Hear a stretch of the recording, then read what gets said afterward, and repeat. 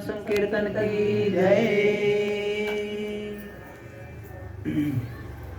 तो इस प्रकार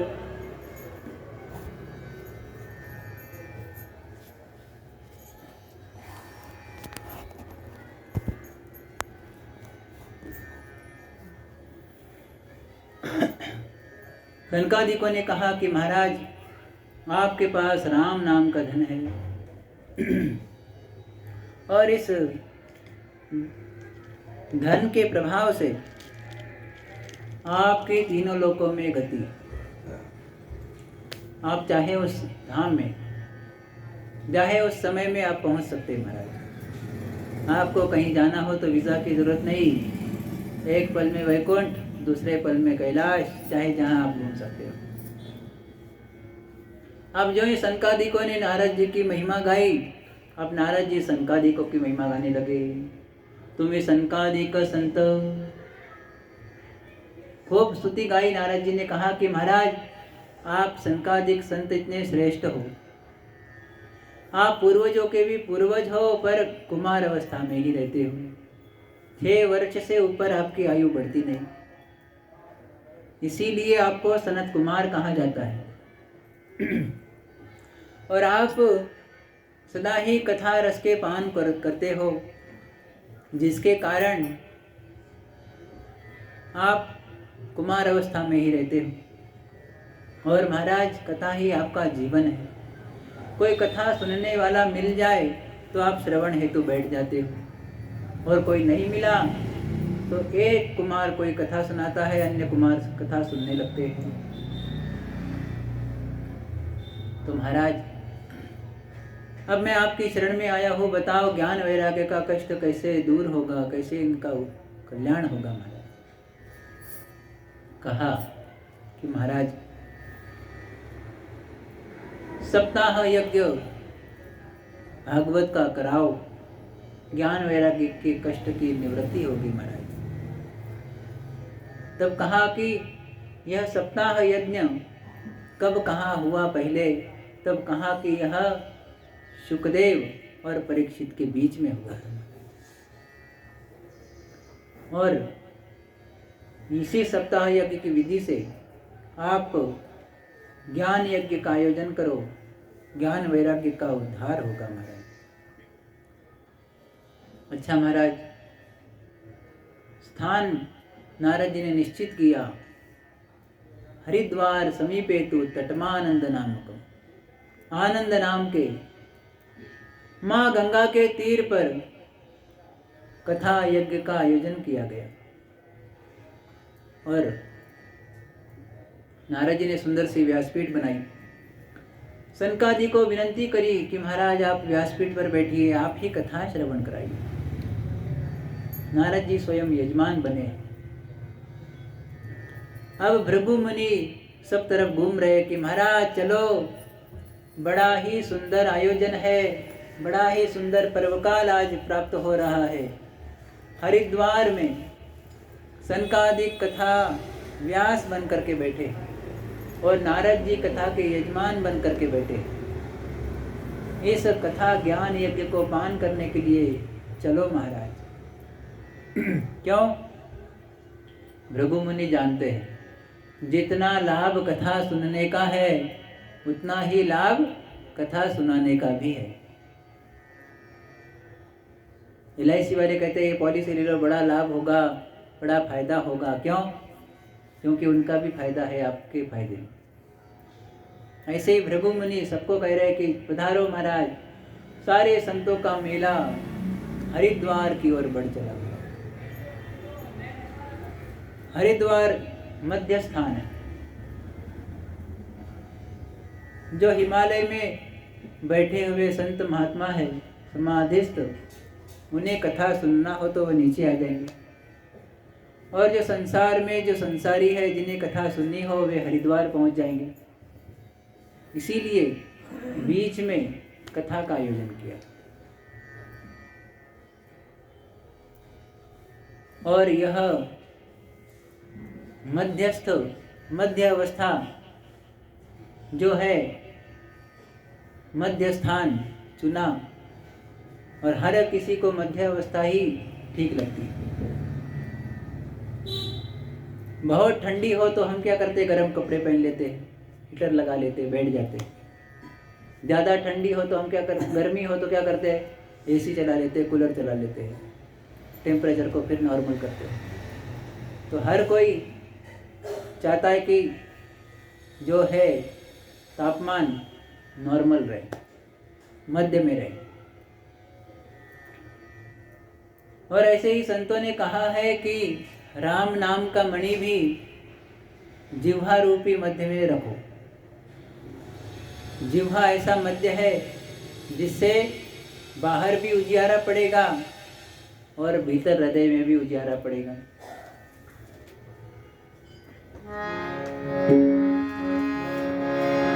राम नाम मणि दीप धर, जीव दे हरिद्वार। तुलसी भीतर बाहरो, जो चाहसी उजियार। तो राम नाम मणि दीप धर, जीव दे हरिद्वार। हे तुलसी, इस जिह्वा रूपी राम नाम को धरने से भीतर और बाहर दोनों तरफ उजियारा हो जाएगा। तो सदा इस राम नाम को जिह्वा पर रखे जाओ। भक्ति देवी आई, ज्ञान वैराग्य आए, ज्ञान वैराग्य के कष्ट की निवृत्ति हुई। भक्ति देवी अब महिमा गाने लगी कि धन्य है भागवती कथा महाराज, अभी तो कथा शुरुआत ही हुई है, तो मेरे पुत्र ज्ञान और वैराग्य के कष्ट की निवृत्ति हुई। देखो इनमें स्वस्थता आ गई। आपने लाख प्रयास किया पर कोई लाभ नहीं हुआ। इस कथा यज्ञ का कितना प्रभाव महाराज कि मेरे पुत्रों में चेतना आ गई, स्वस्थ हो गए।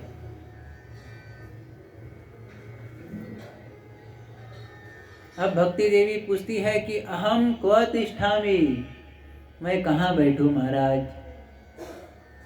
नारद जी ने विचार किया और बोले, देवी तुम भक्तों के हृदय में जाकर के वास करो।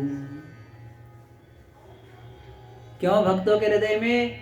बोले, देवी तुम भक्तों के हृदय में जाकर के पहले हृदय की सफाई करना, और जो ही हृदय स्वच्छ हो जाएगा, श्री हरि के रहने योग्य हो जाएगा, तब श्री हरि वहां पर वास करेंगे। और सबके हृदय में श्री हरि है ही, जा करके उन्हें जगह और देना,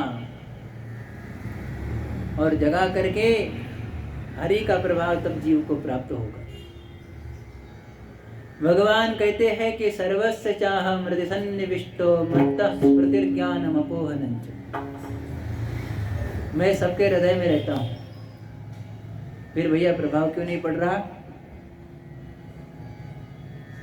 क्यों उनकी अनुभूति नहीं हो रही?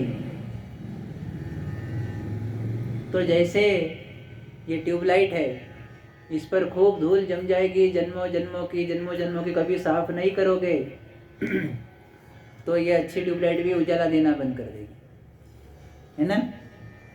सूर्य नारायण है आकाश में, पर बादल छाए हुए हैं, तो क्या सूर्य की किरण धरती पर आएगी? ठीक से नहीं आएगी, क्योंकि वह बादल के कारण ढकी हुई है, उसकी किरण स्पष्ट रूप से नहीं आ रही। ऐसे ही श्री हरि सबके हृदय में है, पर जन्म जन्म की काई, ये माया, ये जो चादर है मैली कर रखी है, पाप की मैल के कारण, अज्ञान के मैल के कारण, भ्रम के मैल के कारण महाराज श्री हरि ढक गए। उनको जगाने के लिए, उनकी कृपा पाने के लिए इस मैल को, इस गंदगी को हटाओ, और ये कार्य भक्ति देवी अच्छे से कर सकती है। इसलिए हमें चाहिए कि भक्ति देवी का आश्रय ले ले और यह भक्ति ही इस मैल को हटा दे। नारद जी ने भी इसीलिए कहा कि देवी तुम हृदय में जाकर के वास करो। माताओं को सफाई करना बड़ा अच्छे से आता है, चटपट सफाई कर देती है। देखो गंदगी करनी नहीं पड़ती, कोई गंदगी करता है क्या? गंदगी अपने आप होती है, सफाई हमको करनी पड़ती है। ऐसे हमारे विचारों में गंदगी आ जाती है, उसको हमें चाहिए कि उसकी सफाई ऊपर के ऊपर करते रहे। भक्ति देवी को हृदय में वास दिया और नारद जी कहते हैं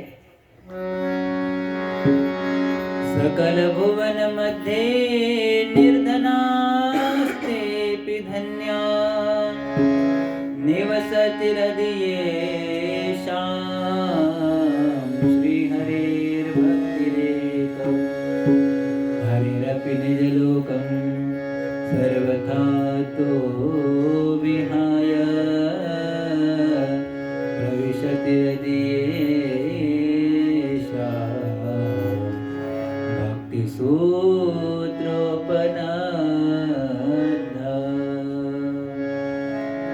सारे संसार में वह व्यक्ति धन्य है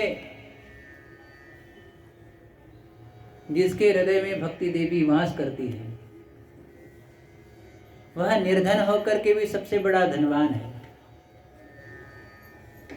क्योंकि एक भक्ति के रहने मात्र से परम धन परमात्मा वहां पर आ जाते हैं और केवल आकर के बैठते नहीं, बंध जाते हैं महाराज। भक्ति सूत्रोपनद्ध, भक्ति सूत्र से ऐसे बंध जाते हैं कि फिर भगवान का भी वहां से निकलना मुश्किल हो जाता है। इसीलिए भक्ति देवी को सारे भक्तों के हृदय में बसने के लिए कह दिया।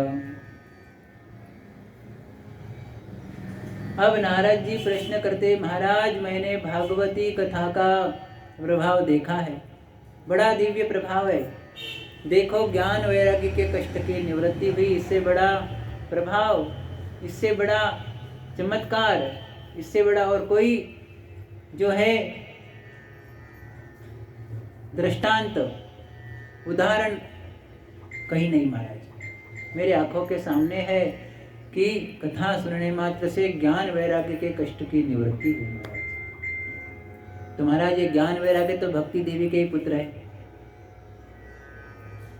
और ये स्वस्थ है, बड़ी अच्छी बात है। कथा सुनने से ये स्वस्थ हुए,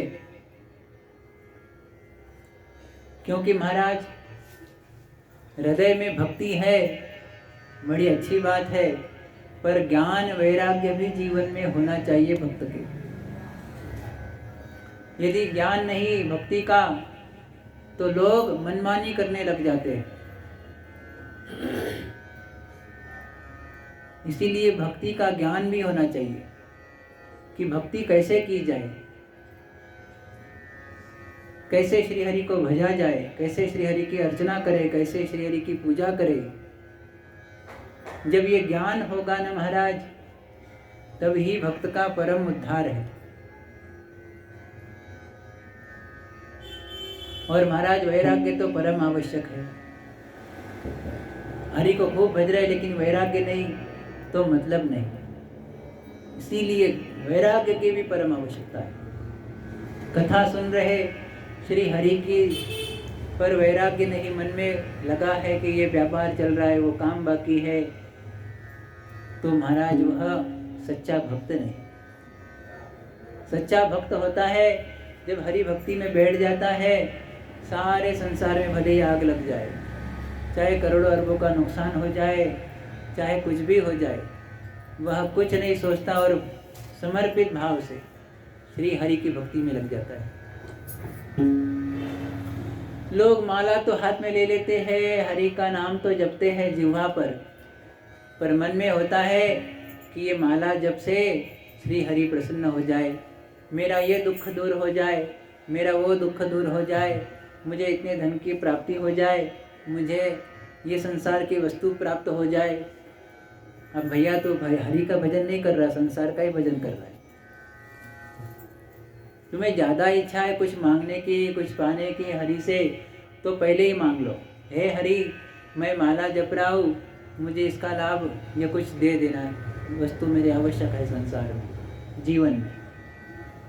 या तो जप के बाद में मांग लो, लेकिन जप कर रहे हो तब तो कम से कम पूर्ण रूप से श्री हरि को समर्पित रहो।